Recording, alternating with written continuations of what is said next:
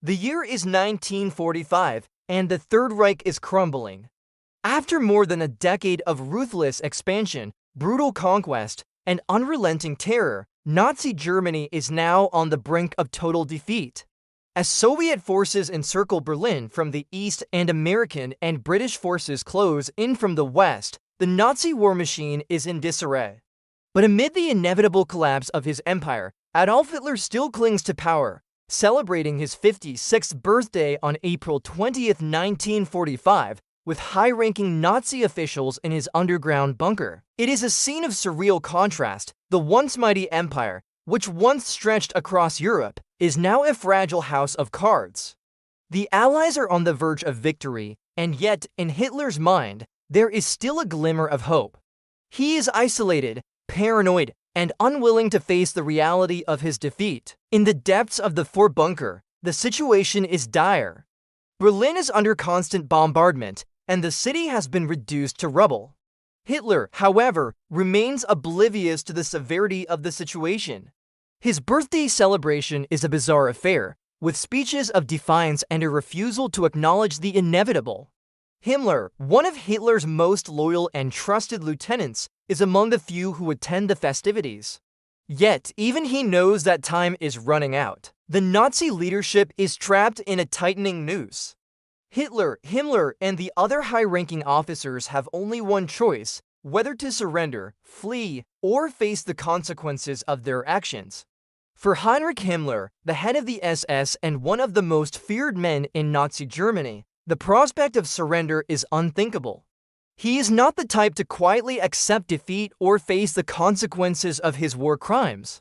Himmler is a man with plans, and those plans are beginning to take shape. But what are these plans? Why, in the face of total collapse, does Himmler not choose to surrender like many of his colleagues?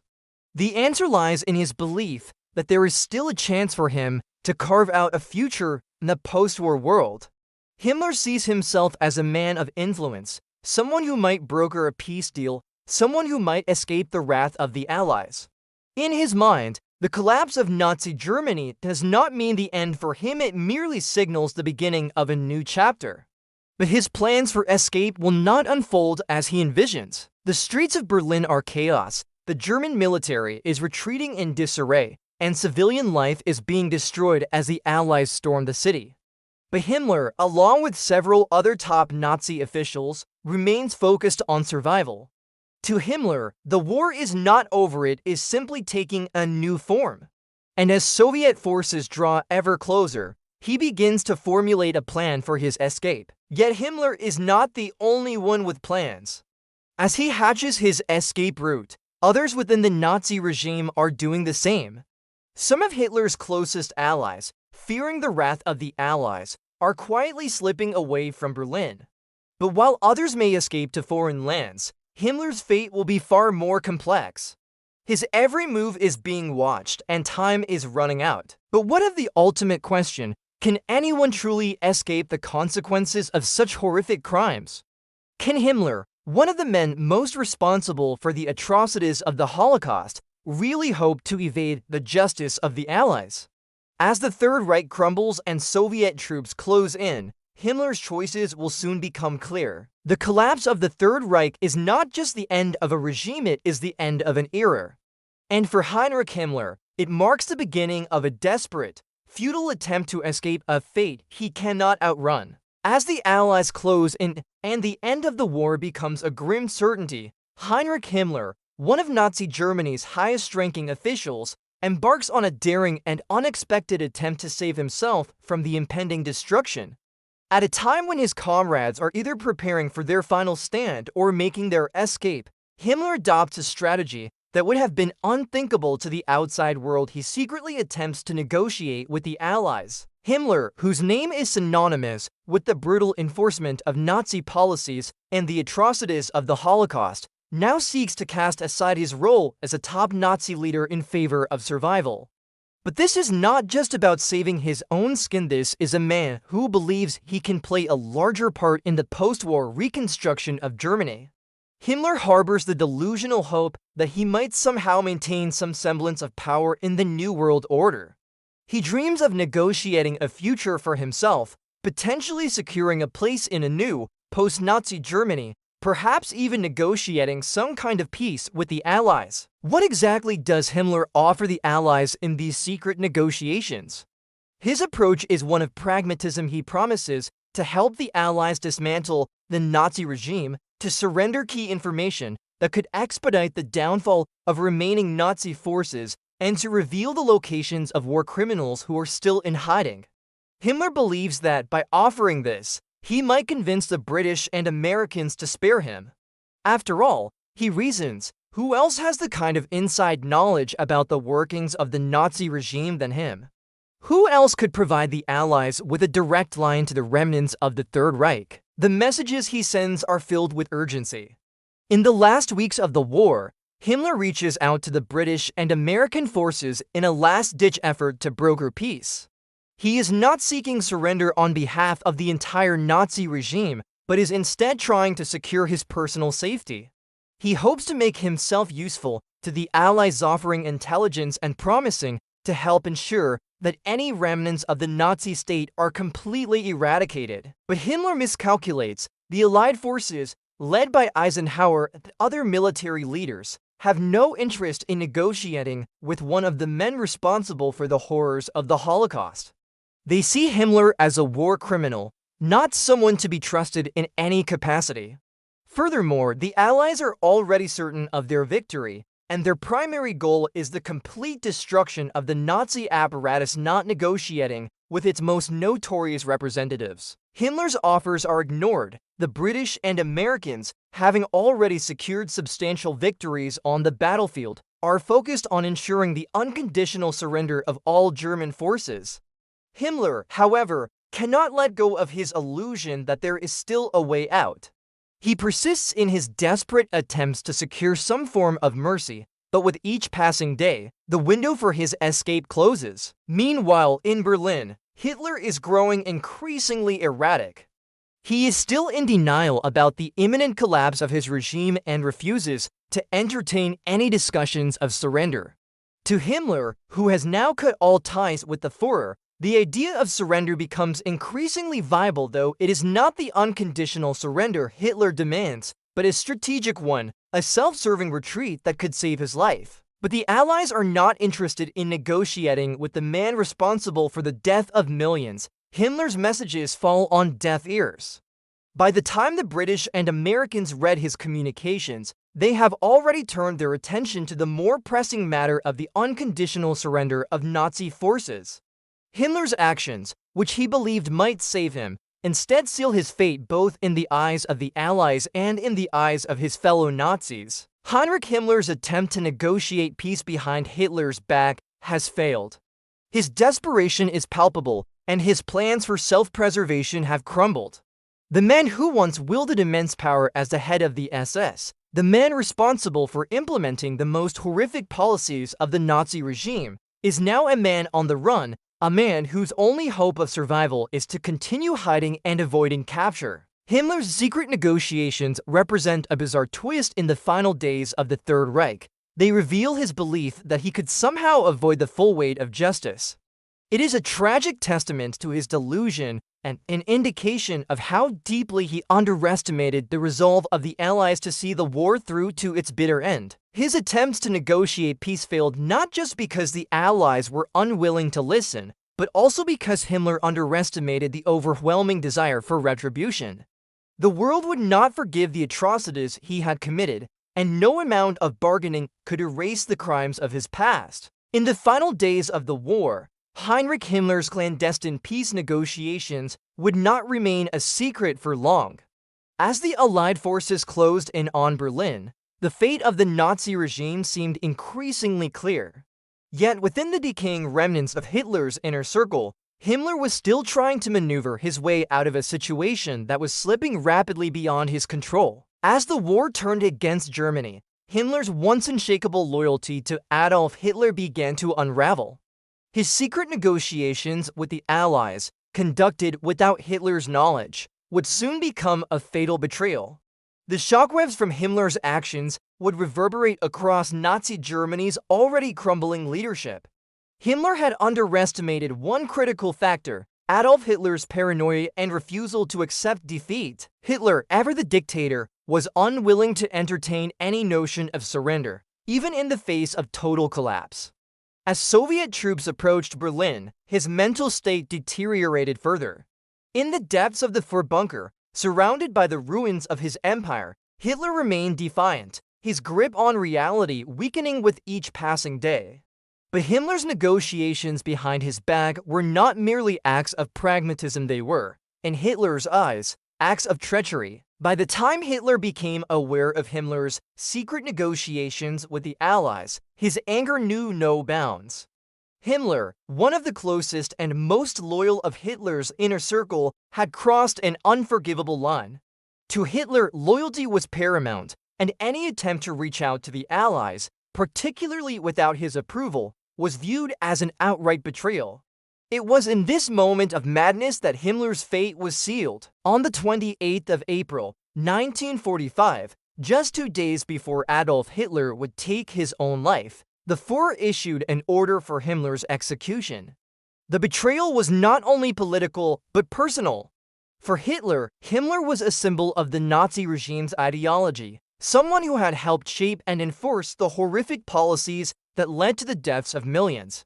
The same man who had once been entrusted with the most powerful arm of the Nazi state, the SS, was now deemed a traitor in the eyes of the Fuhrer. For Himmler, the news of his betrayal by Hitler was a crushing blow. As one of the most powerful men in the Third Reich, he had believed himself untouchable. But now, as the war entered its final moments, Himmler's carefully constructed world began to fall apart.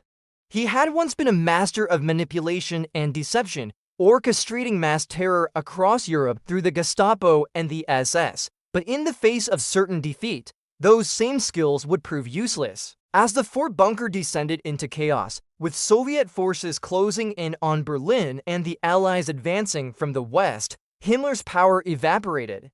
He was no longer the man in charge of the SS. He was a fugitive, desperately trying to avoid capture, while the Nazi regime collapsed around him. The mental toll of betrayal weighed heavily on Himmler. For years, he had been the loyal servant of Hitler, helping to carry out the atrocities of the Holocaust and enforcing the most brutal aspects of Nazi ideology. But as the war turned against Germany, Himmler began to realize the full extent of his isolation.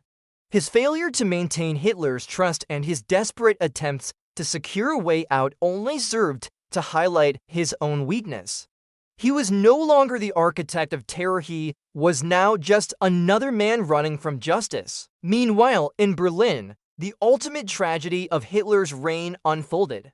On April 30th, 1945, Hitler, facing the collapse of his empire and the inevitability of capture, took his own life.